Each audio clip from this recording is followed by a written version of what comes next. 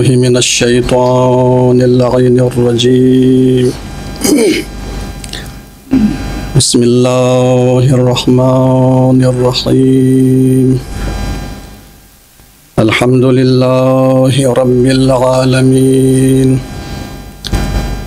بارئ الخلائق أجمعين وباعث الأنبياء والمرسلين، ثم الصلاة والسلام على سيد الأولين والآخرين العبد المؤيد والرسول المسدد والمحمود الأحمد والمصطفى الأمجد أغني بالقاسم محمد.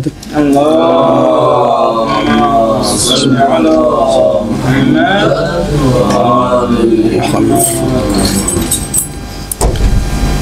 وعلى آله الطيبين الطاهرين المعصومين الغر الميامين المنتجبين المقربين الذين أذهب الله عنهم الرجس وطهرهم تطهيرا.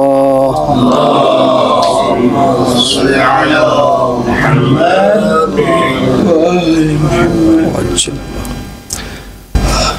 ولعنة الله على أعدائهم أجمعين من يوم عداوتهم إلى قيام يوم الدين.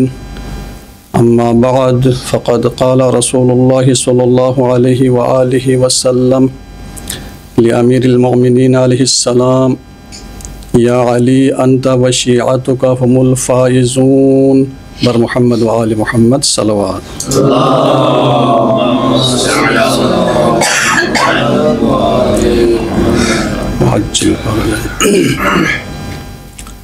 ماشاء اللہ، برادر عزیز جناب شیخ مشتاق نے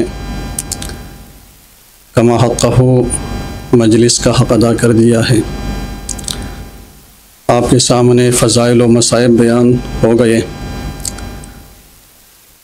دعا ہے کہ پروردگار عالم ان کی زبان میں مزید تاثیر عطا فرمائے اور ان کے علم و عمل میں اضافہ فرمائے. پہلے دعا کرتے ہیں بارگاہ خداوندی میں کہ پروردگارہ بحق محمد و آل محمد ہماری اس قلیل سے عبادت کا اپنی بارگاہ میں قبول و منظور فرما. پروردگارہ بانی مجلس کہ جو بھی شرعی حاجت ہے اس کو روا فرما، مشکلات اور پریشانیوں کو دور فرما، ہم سب کی مشکلات اور پریشانیوں کو بھی دور فرما. پروردگارہ بحق محمد و آل محمد ہمارے مرحومین جو دنیا سے جا چکے ہیں ان کے گناہان کبائر و صغائر کو معاف فرما، ان کے درجات کو بلند فرما.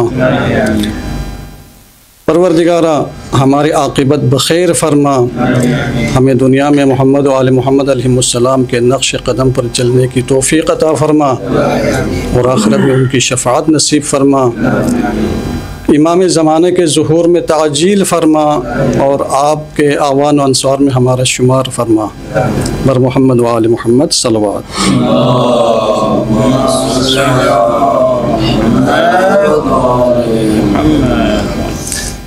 سامعین محترم، میں آپ کا زیادہ وقت نہیں لوں گا، مختصر گفتگو ہوگی انشاءاللہ. آپ دیکھتے ہیں کہ جب بھی محرم کا چاند نظر آتا ہے، محرم شروع ہوتا ہے، تو ہر سال ہمارے مخالفین ہم پر ایک اعتراض کرتے ہیں. بنی امیہ کے ماننے والے، بنی امیہ کے پیروکار ناصبی یہ اعتراض ہم پر کرتے ہیں کہ امام حسین علیہ السلام کو کوفہ سے خطوط لکھنے والے شیعہ تھے. یعنی شیعوں نے امام علی مقام کو خطوط لکھے، ان کو کربلا بلایا اور ان کو دھوکے سے شہید کر دیا. یہ اعتراض عام ہے، ہر کوئی کرتا ہے. جتنے بھی ناصبی ہیں، جتنے بھی بنی امیہ کے پیروکار ہیں، آپ کو یہ اعتراض کرتے ہوئے نظر آئیں گے کہ شیعوں نے ہی امام علی مقام کو بلا کر دھوکے سے شہید کر دیا. اور آج اسی پچھتاوے میں ماتم کرتے ہیں، عزاداری کرتے ہیں، روتے ہیں اور پیتے ہیں۔ گویا وہ یہ اعتراض کرتے ہیں کہ آج آپ اور ہمارا ماتم کرنا ایک لحاظ سے اس کی سزا ہے، یعنی یہ قیامت تک سزا بھگتیں گے کہ انہوں نے امام عالی مقام کو خطوط لکھے، دھوکے سے کوفہ بلایا اور شہید کر دیا۔ سامعین محترم، یہ ایک اہم موضوع ہے، بہت وسیع موضوع ہے، بڑا موضوع ہے۔ اس پر کسی ایک مجلس میں کما حق ہو یا سیر حاصل گفتگو نہیں ہو سکتی۔ یہ موضوع کئی مجالس پر محیط ہو سکتا ہے، 2-3 مجالس میں کہیں جا کے یہ موضوع واضح ہوگا، لیکن میں مختصر اور اجمالی جواب آپ کے سامنے رکھوں گا انشاءاللہ۔ ہمیں دیکھنا یہ ہے کہ آیا اس زمانے میں مولائی کائنات امیر المومنین حضرت علی علیہ السلام کے دور خلافت سے لے کر واقعہ کربلا تک کے دورانیے میں آیا سارے کوفہ والے شیعہ تھے، یعنی علی کی پیروی کرنے والے تھے، علی کی امامت کے قائل تھے، ولایت کے قائل تھے، یا ایسا نہیں تھا؟ جب ہم تاریخ کی کتابوں میں دیکھتے ہیں تو ہمیں معاملہ اس کے برعکس نظر آتا ہے۔ شیعہ کا مطلب کیا ہے؟ شیعہ کا مطلب گروہ ہے، پیروی کرنے والا، پیچھے چلنے والا، حمایت کرنے والا۔ اب یہ ضروری نہیں ہے کہ حمایت کرنے والا آپ کے عقیدے سے بھی متفق ہو، یہ ضروری نہیں ہے۔ جب مدینے میں عثمان قتل ہوئے، قتل عثمان کے بعد جنہوں نے مولائی کائنات کے ہاتھ پہ بیعت کی تھی، کیا وہ سارے شیعہ تھے؟ ایسا حدیث نہیں تھا، بلکہ وہ کون لوگ تھے، ان کا عقیدہ کیا تھا، ان کا نظریہ کیا تھا۔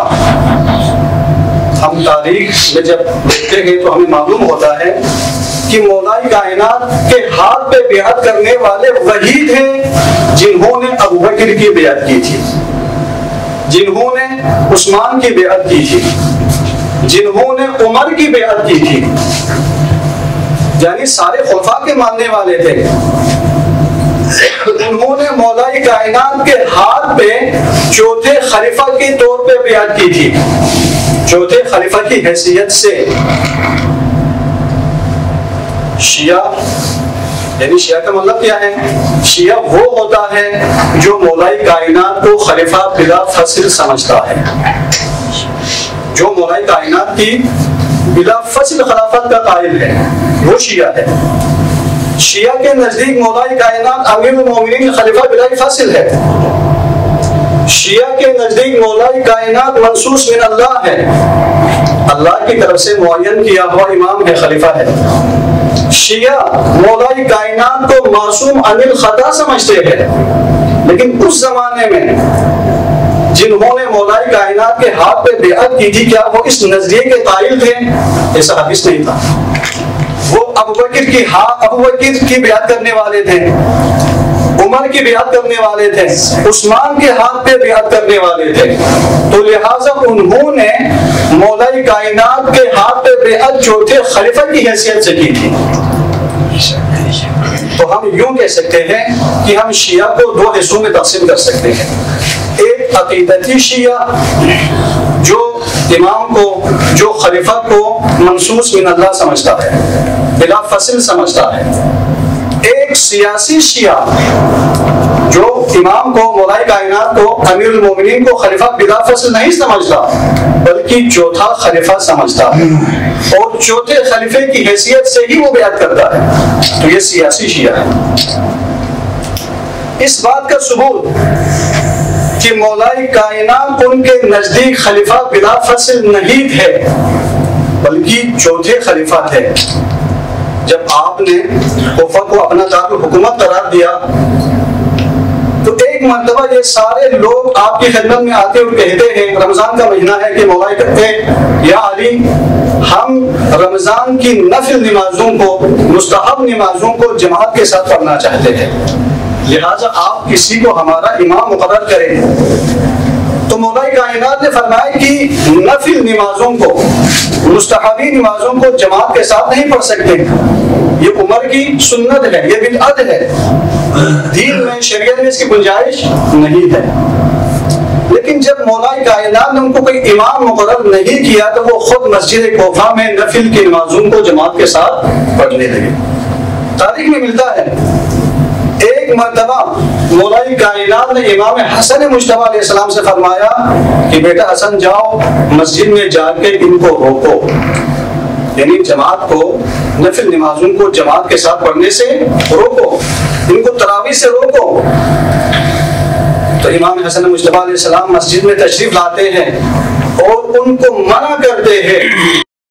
منع کیا تو پھر کیا ہوا؟ لوگوں نے شور کرنا شروع کیا، لوگوں نے اعتراض کرنا شروع کیا، واہ عمرہ کی صدائیں بلند ہو گئی، لوگ کہنے لگے کہ عمر کی سنت کو تبدیل کیا جا رہا ہے۔ اس سے معلوم کیا ہوتا ہے؟ معلوم یہ ہوتا ہے کہ وہ عمر کے ماننے والے تھے، وہ ابوبکر کے ماننے والے تھے، وہ عثمان کے ماننے والے تھے۔ اگر وہ مولا کائنات کے ساتھ تھے تو فقط اس لیے کہ آپ چوتھے خلیفہ ہیں، ایک چوتھے خلیفہ کی حیثیت سے وہ آپ کے ساتھ آئے ہوئے تھے۔ وہ یہی سمجھتے تھے کہ آپ کے خلاف بغاوت کرنے والے باطل پر ہیں اور آپ حق پر ہیں، فقط اسی بنیاد پر وہ آپ کا ساتھ دے رہے تھے۔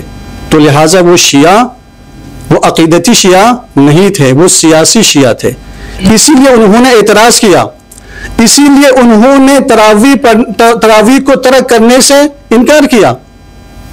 جب یہ صورتحال سامنے آئی تو مولا کائنات نے امام حسن مجتبی سے فرمایا کہ بیٹا ان کو اپنے حال پہ چھوڑ دو، ان کو چھوڑ دیا گیا۔ اس کے بعد ہم آتے ہیں کربلا کی طرف۔ آیا کربلا میں جو امام حسین علیہ السلام کو شہید کرنے کے لیے آئے تھے، آیا وہ عقیدتی شیعہ تھے؟ ایسا ہرگز نہیں تھا۔ امام علی مقام کو خطوط لکھنے والوں میں عقیدتی شیعہ بھی تھے، سیاسی شیعہ بھی تھے، بنی امیہ کے نمخوار بھی تھے، یعنی امام علی مقام کی خدمت میں کہتے کہ ہزاروں کی تعداد میں خطوط آئے ہیں، تو لہٰذا وہ سارے خطوط تو صحیح نہیں ہو سکتے۔ ان میں بعض خطوط ایسے ہیں جو کوفہ کے حقیقی شیعوں نے لکھے تھے، لیکن بہت سارے خطوط ایسے ہیں جو سیاسی شیعوں نے لکھے تھے، بلکہ بہت سارے خطوط ایسے بھی ہیں جو یزید کے کارندوں نے امام کی خدمت میں ارسال کیے تھے تاکہ امام آئے تو امام کو شہید کر دیا جائے۔ امام کے جو حقیقی شیعہ ہے، جو عقیدتی شیعہ ہے، جب عبید اللہ ابن زیاد کوفے میں آیا تو ظاہر بات ہے وہ حاکم ہے، حکومت اس کے ہاتھ میں ہے، تو اس نے گویا ایک لحاظ سے کوفے میں کرفیو نافذ کر دیا۔ عقیدتی شیعہ تھے، یا تو ان کو شہید کر دیا، جیسے ہانی، جناب ہانی کی مثال ہے، جناب ہانی ابن عروہ، جناب مسلم اور دیگر کو شہید کر دیا۔ بہت سارے عقیدتی شیعوں کو زندان میں ڈال دیا، جناب سلیمان بن سرد خزائی اور مختار ثقیفی دیگر، اور کچھ امام کی خدمت میں پہنچنے میں کامیاب ہو گئے، جیسے حبیب ابن مظاہر ہے، مسلم ابن اوسجا۔ یہ لوگ عقیدتی شیعہ تھے، یعنی امام عالی مقام کو معصوم عن الخطا سمجھنے والے، منصوص من اللہ سمجھنے والے، خلیفہ بلا فصل سمجھنے والے تھے۔ لیکن یزید کے لشکر میں، یزید کی فوج میں جتنے بھی لوگ تھے وہ سفیانی تھے، وہ عثمانی تھے، وہ اہل بیت کے ماننے والے نہیں تھے، وہ بنی امیہ کے ماننے والے تھے، وہ عثمان کے ماننے والے تھے، تو لہٰذا انہوں نے امام علی مقام کو شہید کر دیا۔ بس میں مختصر کرتے جا رہا ہوں، ایک صلوات پڑھیے محمد و آل محمد پر۔